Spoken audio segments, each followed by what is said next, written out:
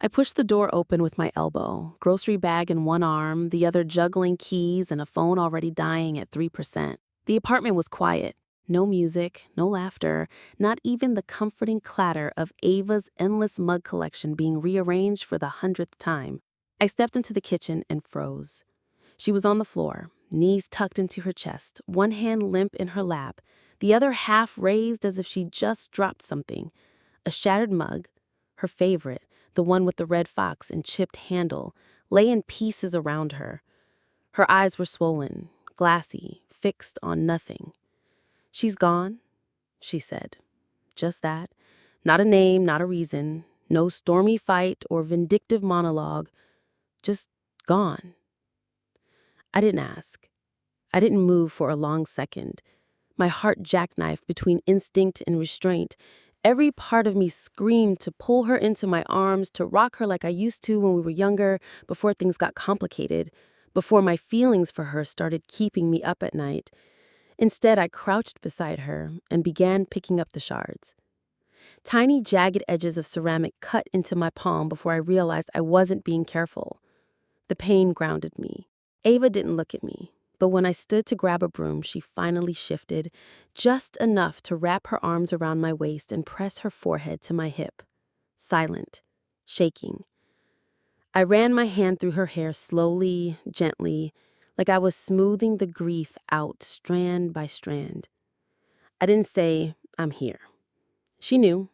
I always was. Later that night, I made tea, chamomile with honey. She didn't drink it, but she held the mug like it tethered her to the earth. I reheated leftovers, and she poked at them with a fork. Her voice stayed buried somewhere beneath the silence, but she didn't push me away when I tucked a blanket around her or brushed a tear from her cheek. Grief made her quiet. I knew that kind of silence intimately, the kind that builds a house around your sorrow and dares anyone to knock. So I didn't knock. I just stayed. That became the plan, if you can even call it one. No grand gestures, no confessions, just slow, steady presence. I'd cook more, make her tea, sit with her on the couch in shared stillness, and pretend it didn't mean everything to me. I'd be the one she could lean on, not the one who needed her back. The night she finally spoke more than a few words, it was about a movie we both hated. We sat through it anyway because the apartment felt too big without sound. She made a joke about the villain's haircut, and I laughed too hard, mostly because it was the first time she'd sounded like herself in days. She smiled, and it undid something in me. I looked away before she could see it. One night I caught her staring at me like she'd forgotten I was supposed to be just her roommate, her best friend, like she was seeing something else. But then she blinked and it was gone. So I stayed close, carefully, quietly. And when she finally fell asleep on my shoulder, breath warm against my neck, I didn't move. I just memorized the moment because this quiet ache, this unspoken love, it was mine. And I was willing to carry it. For now. Grief has a rhythm. At first, it's a landslide, sudden, chaotic.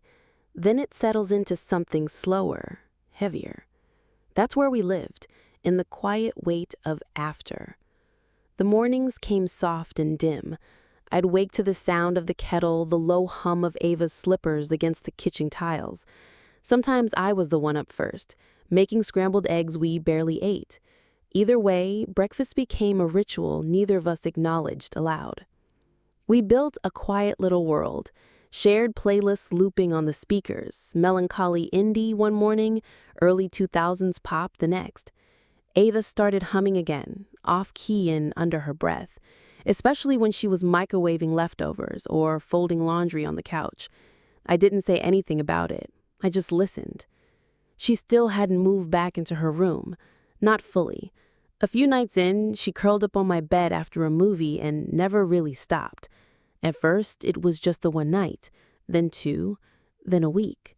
She'd fall asleep with her back to me, or sometimes tangled in the sheets on her own side, murmuring things she probably didn't remember in the morning.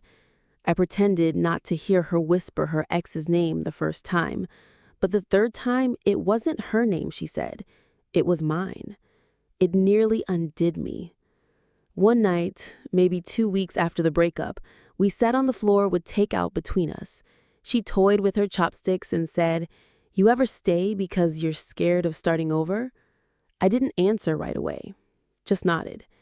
She went quiet for a long moment, then added, "She stopped showing up months before she actually left, but I kept holding on, like if I just did everything right, she'd come back to me." I said, "You didn't do anything wrong," too quickly. Her eyes met mine, glassy but clear. Then why did she leave without saying goodbye? I wanted to scream. I wanted to say, because she didn't see you the way I do.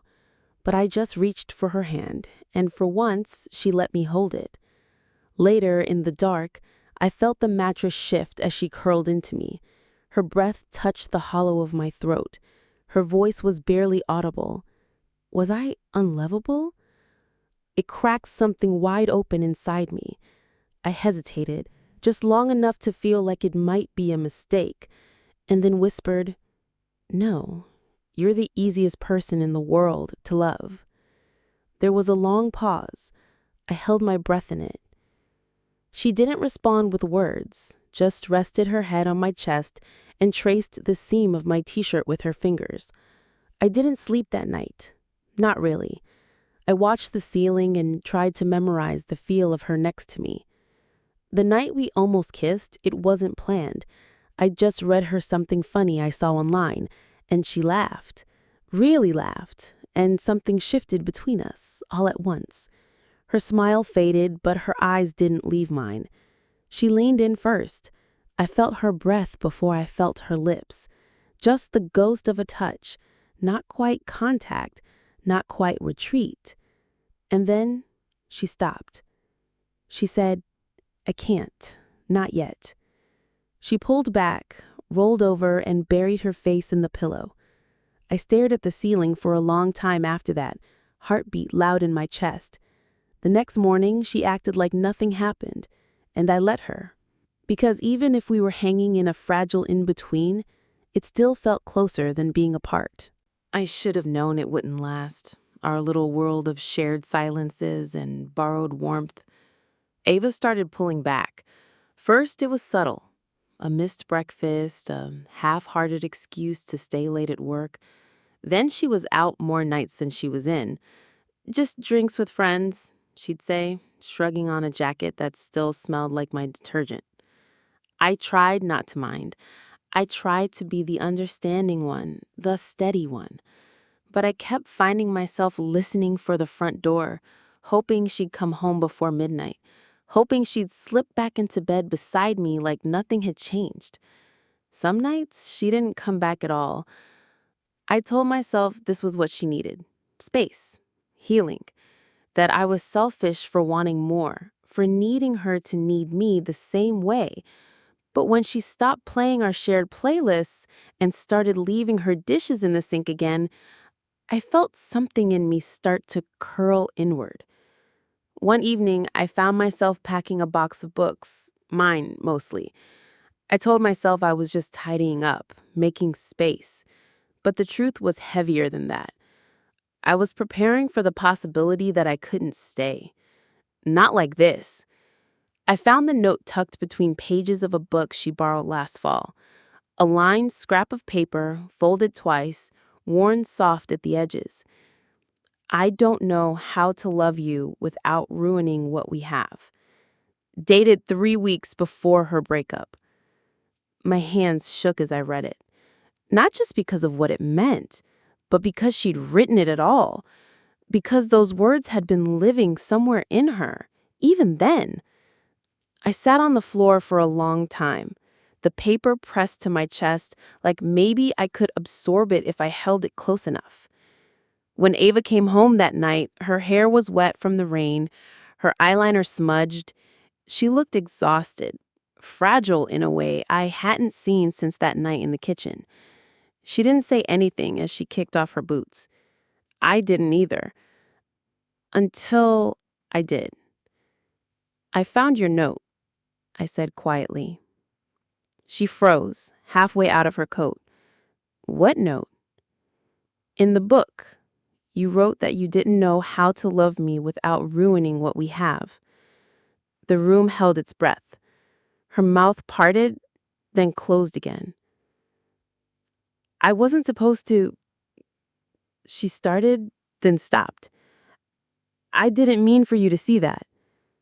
But you wrote it. You felt it. She sank onto the couch like her legs gave out. Rainwater soaked through her jeans into the cushions, but neither of us moved to stop it.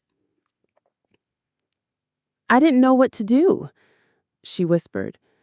You were always there, always safe. I didn't want to risk losing that. I understand, but I can't keep pretending this doesn't hurt, that I don't feel something real. Her eyes found mine, red-rimmed, bare. I've loved you quietly for so long, but I won't keep waiting in silence. I deserve to be chosen, Ava, not just kept close. It felt like stepping off a ledge, not knowing if the ground would catch me. Ava didn't answer. Not right away. She just stared at her hands, like they held a question she didn't know how to answer. So I stood, went to my room, and shut the door softly behind me. That night, I slept alone. Really alone. No phantom warmth beside me, no shared breath in the dark. But for the first time in weeks, my heart felt honest, even if it hurt. It rained all night. Not the soft kind that lulls you to sleep, the kind that rattles the windows, that feels personal somehow, like the sky is grieving with you. I didn't hear Ava come home. I dozed off on the couch after pacing the apartment for hours, a half-eaten piece of toast still on the coffee table. I woke to the sound of the front door clicking shut, water dripping in the hallway. She appeared in the doorway like a ghost, soaked through, hair plastered to her forehead, mascara streaked, jacket hanging limp off one shoulder. Her eyes landed on me, curled up under the throw blanket, clutching a pillow like it could keep my heart from falling apart. She dropped her bag, walked toward me slowly. I went to the cafe we used to go to, she said, voice rough. They changed the tea menu. I sat there for an hour staring at an empty chair. I didn't speak. She knelt beside the couch, still dripping, and reached for my hand. You were never a backup plan, she whispered. I just didn't know how to be brave. My throat closed up. I wanted to ask, why now? Why not weeks ago? But none of that mattered, not when she was looking at me like this, like she had finally stopped running. I don't want to ruin what we have, she said, but I think I already did by pretending I didn't feel it too. I sat up slowly, the blanket falling from my shoulders. Her fingers found my hand again, colder this time, trembling. I don't have to label it, I said. Not tonight. I just want something real. She nodded, eyes shining. Can I stay? I lifted the blankets without a word and she slid in beside me, curling against my side like she'd never left. We didn't kiss, we didn't need to. Her hand rested lightly on my stomach, the kind of touch that says, I'm here without needing anything in return. We slept like that, tangled, wordless, warm.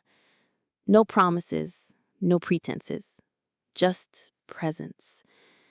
Morning came gently. The rain had stopped, replaced by golden light cutting through the blinds in soft lines. The apartment smelled like damp earth and coffee. I padded into the kitchen to make a fresh pot, still wearing the hoodie she once stole from me in college and never gave back. When she joined me, her hair was damp from the shower, face bare, expression open in a way I hadn't seen in months. We stood in the kitchen, side by side, 2 mugs between us. Mine had a crack down the handle, hers was new. She reached for my back, fingertips brushing just above my waistband, and leaned in to kiss behind my ear. Barely there, but real. "I'm scared," she admitted quietly. I smiled, turning to face her fully. Me too. But we were here, together, and for the first time in a long time, that felt like enough.